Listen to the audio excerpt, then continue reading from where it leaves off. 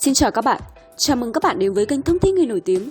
Trong bản tin ngày hôm nay, chúng tôi sẽ cung cấp cho các bạn thông tin tiểu sử của MC Trung Nghĩa, chồng đầu kém 2 tuổi của MC Hoàng Linh. MC Hoàng Linh sinh năm 1985 là gương mặt được yêu mến trong chương trình Chúng tôi là chiến sĩ. Hoàng Linh mang nét duyên trong cách dẫn và nụ cười rạng rỡ. MC Trung Nghĩa sinh năm 1987, ghi dấu ấn khán giả ở nhiều chương trình Cà phê sáng, Đừng để tiền rơi trên VTV3. Anh và Hoàng Linh quen nhau từ năm 2006 thông qua chương trình Chúng tôi là chiến sĩ. Năm 2007, Hoàng Linh được phân vào VTV6 và cùng Trung Nghĩa dẫn chung chương trình Thư viện cuộc sống. Trong giới truyền hình, vợ chồng Hoàng Linh Trung Nghĩa nổi tiếng hạnh phúc trước sự ngưỡng mộ của nhiều người. Ít ai biết phu quân của cô là người kém 2 tuổi làm cùng ngành. Mặc dù Trung Nghĩa kém Hoàng Linh 2 tuổi, nhưng khi họ sánh bước bên nhau ở ngoài đời, không ai nhận ra sự chênh lệch ấy. Và khi tiếp xúc với họ, khoảng cách tuổi tác giữa họ càng không hiện hữu bởi hai MC này quá đỗi trẻ trung, vui vẻ và thân thiện. Hoàng Linh bảo tình yêu của họ cũng bắt đầu chính sự giống nhau ấy. Trung Nghĩa kể, anh biết đến Hoàng Linh từ năm 2006 thông qua chương trình Chúng tôi là chiến sĩ. Hồi đó, anh luôn ấn tượng với cô MC mang màu xanh áo lính, có nụ cười tươi rói và giọng nói rất vang.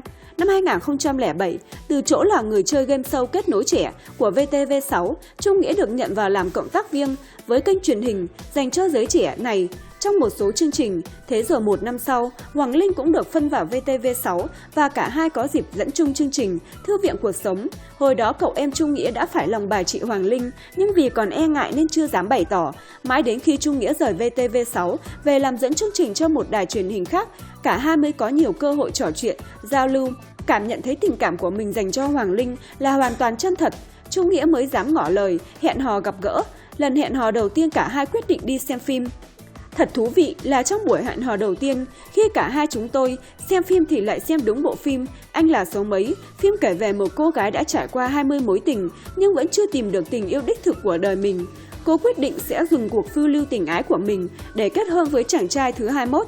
Lúc đó chẳng hiểu sao tôi lại nghĩ chính mình là chàng trai số 21 của Hoàng Linh. Trung Nghĩa dí dỏm, đúng 10 ngày sau buổi hẹn hò đầu tiên, Trung Nghĩa mua nhẫn, ngỏ lời cầu hôn với Hoàng Linh, dù miệng vẫn gọi cậu xưng tớ. Tôi là người rất cảm tính và không đi theo quy chuẩn bình thường của phụ nữ nên tôi đã mất không ít nhiều thời gian suy nghĩ khi nói ok với Nghĩa.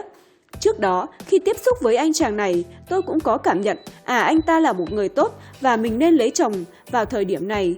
Nghĩa trong mắt tôi lúc đó là một người giàu tình cảm, bao dung và biết chia sẻ nên tôi thấy Nghĩa là người đàn ông tuyệt vời nhất thời điểm ấy.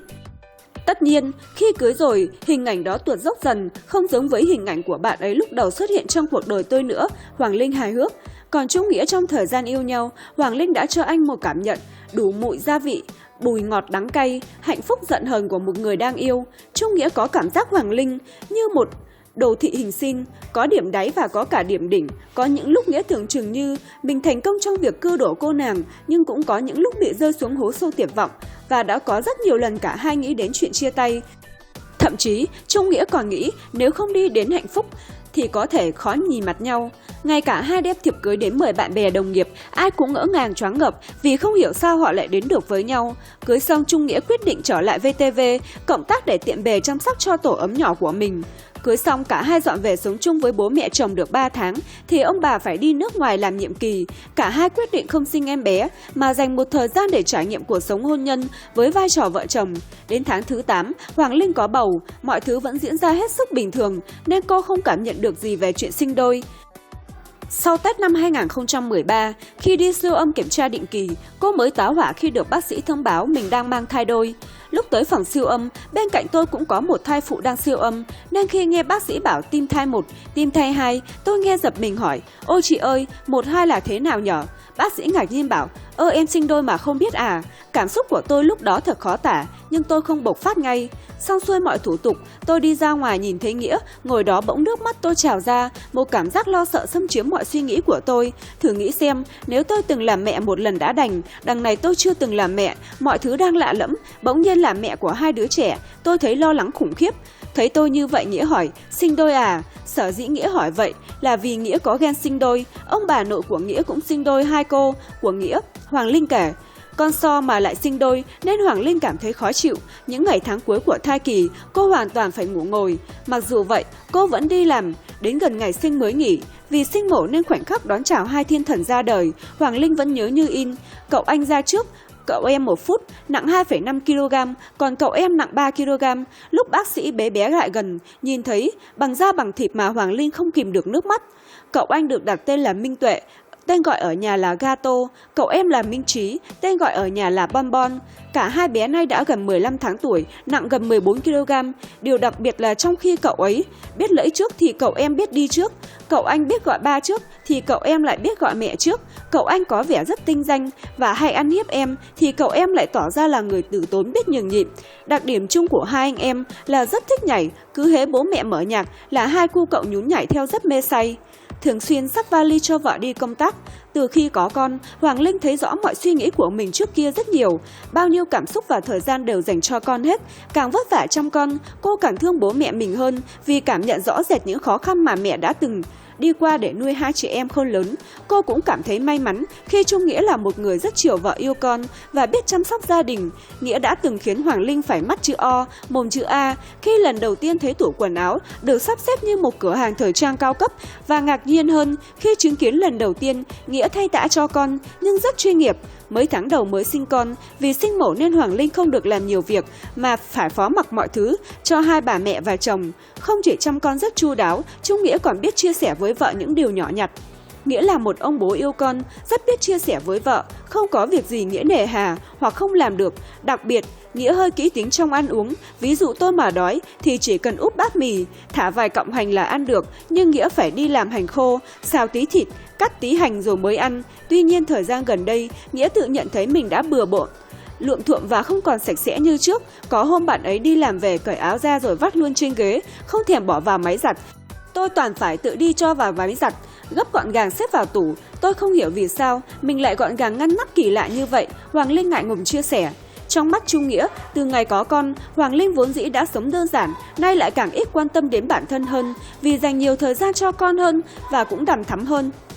Tôi rất ấn tượng khi nhiều bà mẹ hỏi Linh vì sao giảm cân nhanh như thế, bởi trước khi sinh, Linh nặng 7-8 kg mà sau khi sinh khoảng 4 tháng đã về lại người chuẩn 49 kg. Trong khoảng thời gian ấy, không biết bao nhiêu lần Linh thức dậy để pha sữa cho con, vì tôi cũng đồng hành trong hành trình ấy nên tôi chia sẻ được với vợ. Từ khi sinh con, thay đổi lớn nhất của Linh là mềm tính hơn xưa. Nhà tôi lúc có thêm em bé thì những trục trặc không to như trước nữa, bởi ai cũng chín chắn hơn và không muốn to tiếng trước mặt con trẻ dù chúng đang còn rất nhỏ, Trung Nghĩa tiết lộ. Dù đã là bố mẹ của hai cậu nhóc, nhưng mỗi lần đi công tác, Nghĩa bao giờ cũng là người xách vali cho vợ. Theo lý giải của Nghĩa, vì Hoàng Linh tính đơn giản, có chút đành đoảng nên cứ hễ mang thứ gì là cô lại tống hết vào vali, khiến mọi thứ rất lộn xộn hoặc thiếu cái này thiếu cái kia. Còn Nghĩa mỗi lần xách vali không những được nhiều đồ mà còn đầy đủ thứ vợ cần. Đặc biệt mỗi lần xách vali là Nghĩa lại xách thêm ảnh cưới của hai vợ chồng, để đến khi khách sạn, Linh đặt nó lên đầu giường và có cảm giác như đang ở nhà. Bản thân Nghĩa cũng làm điều này như một thói quen. Với cặp MC này, hạnh phúc của một người nổi tiếng không nhất thiết phải đao to búa lớn mà được góp nhặt từ những điều giản dị.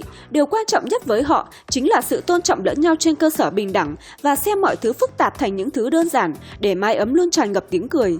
Trong suốt 4 năm, đầu ấp má kè, vợ chồng MC đình đám một thời đã cùng nhau trải qua nhiều cung bậc của cuộc sống. Trung Nghĩa được nhận xét là người sống ngăn nắp chiều vợ thương con, không ai bằng. Anh còn từng khiến Hoàng Linh phát hoảng vì sắp xếp tủ quần áo gia đình gọn gàng như một cửa trang cao cấp. Nữ MC từng chia sẻ về bố của các con, Nghĩa là một ông bố yêu con và biết chia sẻ với vợ, không có việc gì Nghĩa nề hà hoặc không làm được. Chứng kiến cuộc hôn nhân hạnh phúc của cặp MC đình đám một thời, người hâm mộ tưởng chừng khó có điều gì có thể chia cắt được họ. Tuy nhiên mới đây, nhiều độc giả bàng hoàng khi biết tin Hoàng Linh và Trung Nghĩa đã chia tay. Nữ MC Chúng Tôi Là Chiến Sĩ công khai đăng tải nhiều hình ảnh của người yêu mới. Hai người thường xuyên đi du lịch và có những cử chỉ tình cảm lãng mạn bên nhau. Trong khi biên tập viên Nguyễn Hoàng Linh liên tục chia sẻ sự hạnh phúc của mình, bên tình mới thì MC Trung Nghĩa lại có cuộc sống trầm lặng bên hai con. Sau một thời gian chia tay trong im lặng với Nguyễn Hoàng Linh, đây là lần đầu tiên MC Trung Nghĩa lên tiếng chia sẻ về chuyện tình cảm.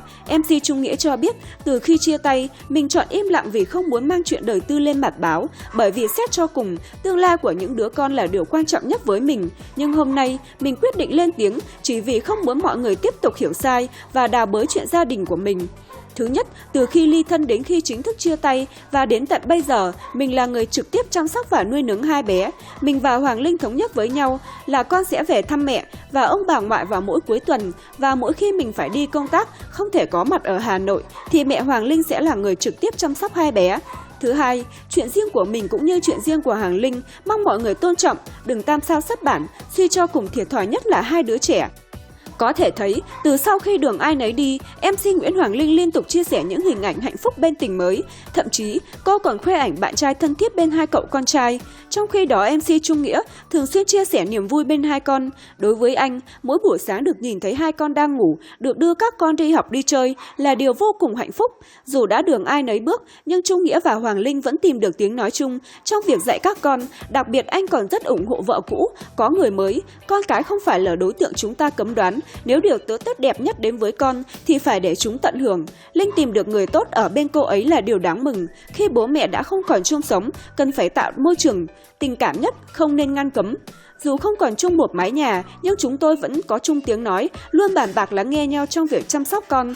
Tôi và Linh thỉnh thoảng vẫn chụp ảnh cùng nhau. Tôi muốn khi mở điện thoại hai con, sẽ nhìn thấy đầy đủ các thành viên trong gia đình và cảm nhận được dù xảy ra chuyện gì thì các con vẫn luôn được sống trong tình yêu thương trọn vẹn của cả bố và mẹ. Chia tay Trung Nghĩa, Hoàng Linh vui duyên mới bên quay phim Trần Mạnh Hùng. Mạnh Hùng và MC chúng tôi và chiến sĩ bén duyên khi cùng công tác tại Đài Truyền hình Việt Nam. Đến nay, họ đã có 11 năm quen biết.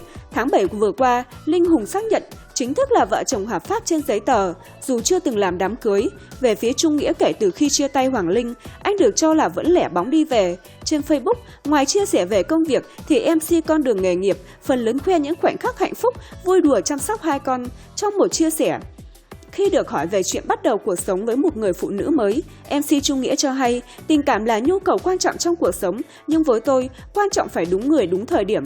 Tôi còn phải nhiều việc phải làm cho hai con, dành cho hai con những điều tốt đẹp nhất để phát triển toàn diện. Cảm ơn các bạn đã quan tâm theo dõi, nhớ bấm đăng ký kênh và theo dõi những video tiếp theo của chúng tôi nhé. Chúc các bạn luôn vui vẻ, hạnh phúc trong cuộc sống.